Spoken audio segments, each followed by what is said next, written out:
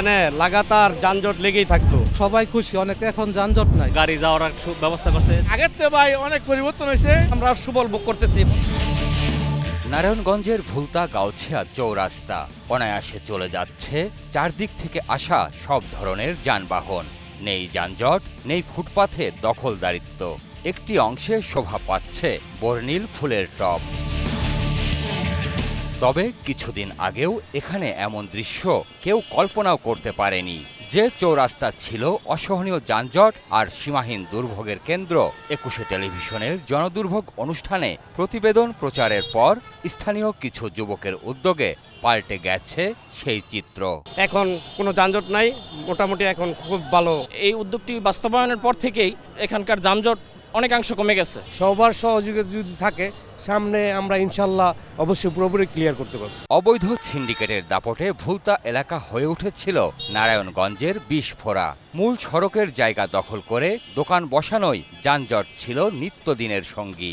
রাস্তার মাঝখানে দোকানপাট, আমরা গাড়ি চালামো কোন দিক দিয়ে? একটা গাড়ি যাইতে পারে, আরেকটা গাড়ি ওভারটেক করতে পারে না, সেই রাস্তা নাই। একটা ইমার্জেন্সি গাড়ি আসলো, যে গাড়িটা আমরা চাইলেও আমরা নিয়ে যাইতে পারি না। এমনকি হাসপাতালগুলোতে প্রবেশের রাস্তাও বন্ধ হয়ে গিয়েছিল অবৈধ ব্যবসায়ীদের দখল বাণিজ্যের কারণে। ইমার্জেন্সি রুগী আসে, এমন এই রাস্তাত মারা যায়, রুগী লয়ে ঢুকতে না, গাড়ি রাখতে পারতেছি না, হাসপাতালে গাড়ি কোনো ঢুকতেছে না, অসুস্থ রুগী আছে রাস্তায় মরণের দশা। এ নিয়ে ২১ টেলিভিশনে প্রতিবেদন প্রচারিত হলে তা আমলে নেন স্থানীয় সংসদ সদস্য, নির্দেশ দেন জনভোগান্তি দূর করার। আপনারা নিউজ করেছেন, সেটা আমাদের যে সাংসদ মোস্তাফিজুর রহমান দিউ ভাই, ওই দায়বদ্ধতা থেকে উনি এখানে যে রাস্তার দুই পাশে বিরাট একটা ফুটপাত ছিল, ওটা কিন্তু এখন দখলমুক্ত, এখন ওটা উন্মুক্ত যানবাহন চলাচলের জন্য।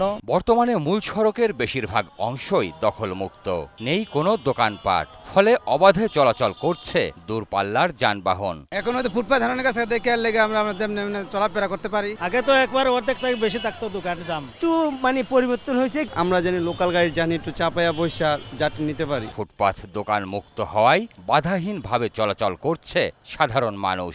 ভোগান্তি থেকে মুক্তি মেলায় তারাও খুশি। সুস্থভাবে মানুষ চলাফেরার জন্য সবকিছু ঠিক আছে সম্পূর্ণ। আগের থেকে ভাই অনেক পরিবর্তন হয়েছে, চললে ফিরা সবাই যাইব, যানজট হইতো না। আরো সরাই দেওয়া হয় তাহলে যানজট আরো কিছুটা সরে আসবার। যা করছে আমাদের সাধারণ জনগণের জন্য খুবই ভালো করছে। সড়ক বিভাজকও ঘিরে দেওয়া হয়েছে বাঁশ দিয়ে, এতে সেখানেও আর কেউ দোকান বসাতে পারছে না, ফলে কমেছে দুর্ঘটনার সংখ্যা। ফুটপাতে অনেক দোকান ছিল, দোকানগুলো কিছু উচ্ছেদ হয়েছে, যার কারণে গাড়ি সুন্দরভাবে যাচ্ছে। ভলেন্টিয়ার রাখার জন্য আগে থেকে অনেক যানজট এগুলো কমছে। এদেরকে যদি এখন এখানে সচেতনভাবে আরো চাপাই দেওয়া হয় তাহলে পথচারীর জন্য আরো ভালো হবে। বিভিন্ন হাসপাতাল ও ক্লিনিকে প্রবেশের রাস্তাও এখন উন্মুক্ত, রোগীবাহী অ্যাম্বুলেন্স যাতায়াত করতে পারছে অনায়াসে। মুমূর্ষু অনেক রুগী, ডেলিভারির রুগী, ঠিক আছে, এই দিক দিয়ে আসা যাওয়া করে, কিন্তু এই যানজটের জন্য মানে মানুষের অনেক ভোগান্তি চলছে। এখন হাসপাতালের সামনে ভোগান্তি অনেকটা কমে গেছে। শুধু ভোগান্তি কমানোই নয়,